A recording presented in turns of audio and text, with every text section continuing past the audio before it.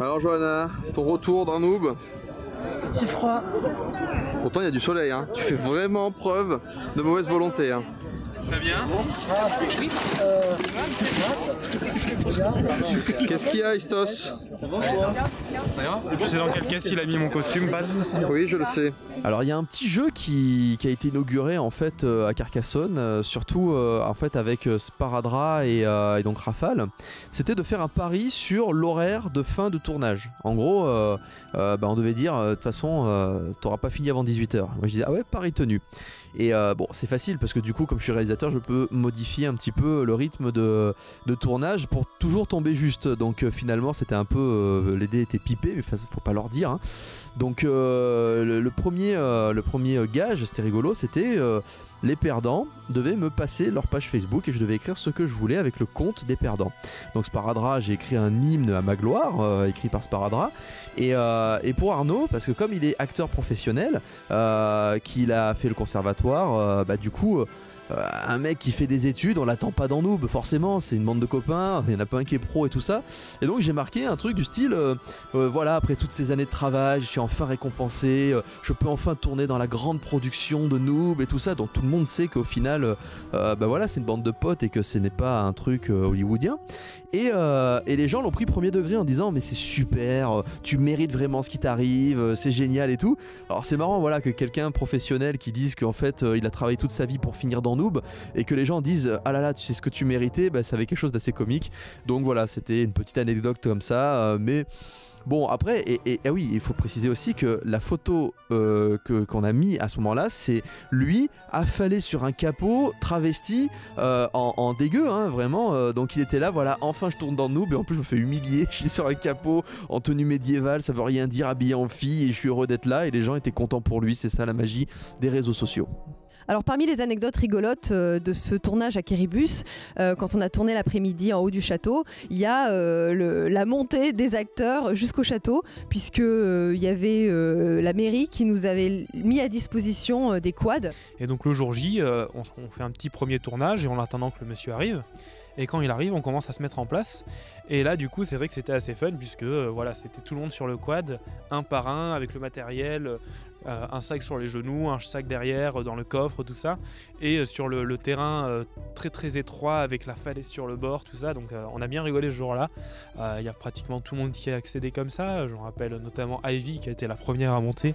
On avait les photos, elle n'était pas rassurée. Mais au final, on s'est bien éclaté. Et c'est vrai que c'était un tournage assez original avec le quad et le monsieur qui était justement à fond noir avec les costumes, tout ça. Donc on en garde un bon souvenir.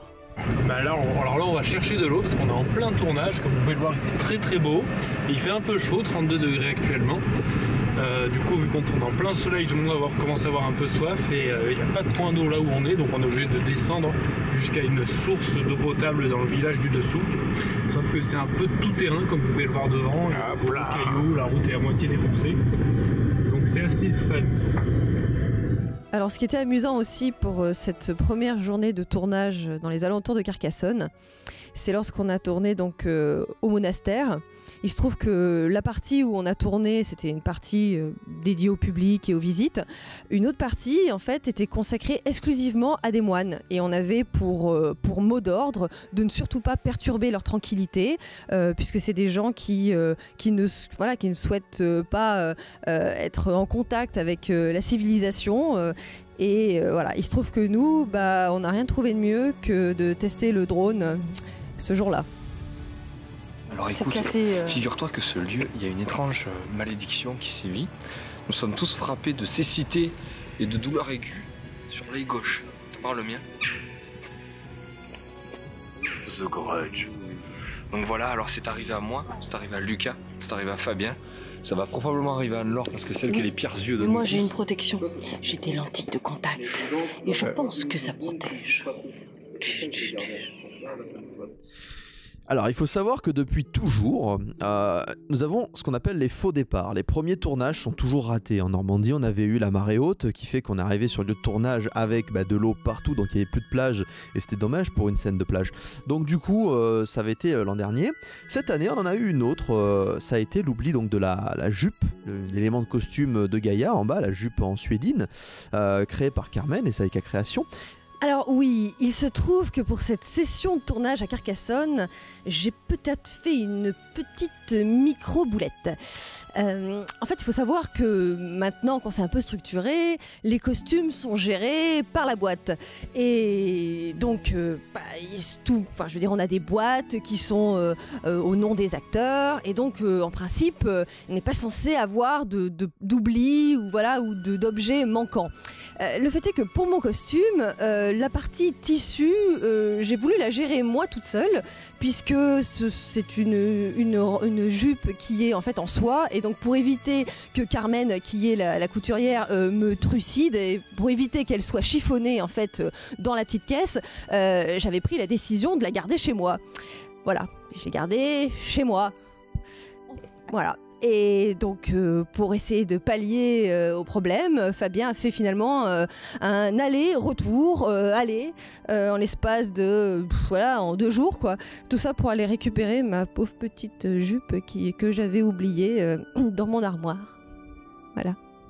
Donc du coup, j'ai hérité par le fait quoi, de la réalisation de la scène qui finalement n'a pas forcément été gardée, mais c'est vrai que pour le coup c'était assez particulier parce qu'on était devant le fait accompli. On avait Fabien qui nous a vite briefé 10 minutes pour dire alors faut faire ça, vous avez le script, moi faut que j'y aille parce que j'ai 2 fois 4 heures pour aller le chercher, rentrer, donc j'en ai pour la journée. Et du coup on s'est retrouvé avec Tenchi-Rock et Anne-Laure à essayer de réaliser la scène, et j'avoue que c'était pas évident, surtout que les acteurs étaient un peu dissipés aussi ce jour-là. Donc ils ont eu le script, j'ai fait le tour avec Tenchi-Rock et Istos pour vous dire regarde, moi je voyais plutôt cette scène là, comme ça, moi j'aurais fait ça, sauf que eux ils pouvaient pas filmer le bas du costume de Gaïa, donc c'était quand même un sacré handicap, surtout pour une première tentative sans réalisateur. Et donc ils ont fait ça, alors ça n'a pas été montable, non pas qu'ils ont fait un mauvais travail, c'est juste que chaque plan était bon, mais en fait ils ne s'imbriquaient pas ensemble, en fait c'était bourré de faux raccords. Donc c'est vrai que voilà, il y a cadré et il y a réalisé, ce sont 2 choses différentes, et ça a été une première expérience, et je pense que ça vaut toute la théorie du monde, parce que faire ses premières erreurs en conditions réelles, c'est plutôt sympa, parce que la prochaine fois ils sauront exactement quoi faire pour corriger tout ça. Donc ça fait progresser l'équipe, donc quelque part c'est quelque chose d'assez positif. Donc c'est vrai que pour cette trilogie on a pu avoir pas mal de nouveaux matos. Donc on a d'abord fait l'acquisition du drone, qui c'est vrai nous a apporté une très très bonne plus-value sur les plans, puisque ça permet d'avoir des vues aériennes qu'on a commencé à utiliser dès le film 1. Ça n'était pas prévu à la base, mais on a profité de quelques plans du film 2 qu'on avait tourné en avance pour les utiliser pour le film 1. Mais c'est surtout à partir du film 2 où on voit pas mal le potentiel du drone. Je pense notamment à la scène par exemple au fort de l'Écluse, qui a, je trouve, un très très bel effet avec le drone, où on voit justement, on survole le château, tout ça, avec tout le campement et tous les figurants. Je trouve que ça en est vraiment super bien. D'ailleurs, petite anecdote pour le drone qui était marrante, quand Fabien se préparait pour ce tournage-là pour le drone, il faisait des petits tests, et les acteurs étaient en train de se préparer. Et au moment où il passe au-dessus du camion, juste derrière le camion, il commence à passer en filmant, et là il voit John Lang en train de se changer, qui voyant le drone en train de filmer se cache et tout, donc c'était assez marrant. Donc c'est vrai que ça, le drone c'est vraiment pas mal du tout. On a eu quelques petits soucis techniques dernièrement, ce qui fait qu'on n'a pas forcément pu l'utiliser à fond, et c'est aussi un peu compliqué avec les autorisations des fois, au vu des événements qu'il y a pu avoir ces derniers temps.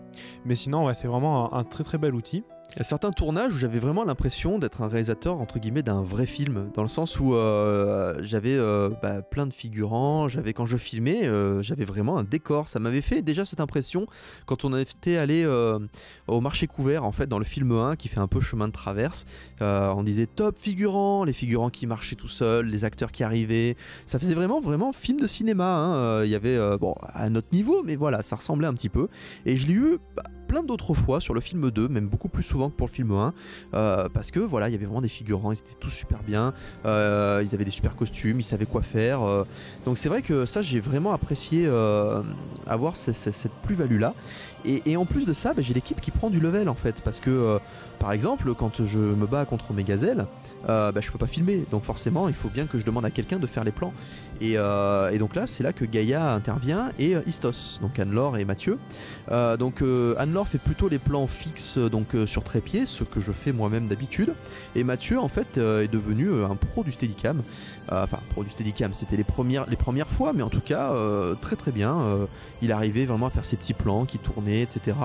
Alors ça c'est vrai que c'est un outil assez complet et complexe aussi, puisque on a appris avec Fabien à l'utiliser devant un DVD en vidéo pendant une bonne demi-heure, 3/4 d'heure. On n'a pas eu la formation pour ça, quoi. Donc on a fait des petits tests entre nous, on a essayé de régler pendant un petit moment, ça nous a mis un moment. D'ailleurs c'est dommage qu'on l'ait pas utilisé non plus pour le film pour le film 1. On a commencé à l'utiliser à partir de la moitié du film 2 environ. Mais c'est vrai que ça apporte aussi pas mal de plus-value et des très très beaux plans en mouvement, tout ça, donc ça c'était assez sympa. Faut dire quand même que ça pèse son poids, il faut bien l'attacher, tout ça, et en plus ça devient assez compliqué aussi quand tu veux faire plus d'un quart d'heure, 20 minutes avec le steady. Au bout d'un moment tu sens que ça pèse, ça devient compliqué, donc faut s'asseoir ou faut le poser et faire une petite pause. Donc voilà, c'est vrai qu'à chaque fois il faut calculer et se dire bon, tu vas avoir besoin de moi à tel moment, ok, je me prépare, je fais un petit test, une petite simulation, je regarde un peu le combat et après j'interviens, quoi. Mais c'est vrai que ça apporte vraiment pas mal de dynamisme au plan. Et après, oui, bon, encore une anecdote, ça c'était quand on était en tournage du film 3. Fabien m'avait dit de mettre toute l'armature du Steadicam. Je me suis trimballé toute la journée pour au final ne pas l'utiliser. Merci Fabien. Mais ouais, sinon c'est vrai que c'est vraiment sympa et je pense que c'est deux outils qui ont apporté pas mal de choses à cette trilogie.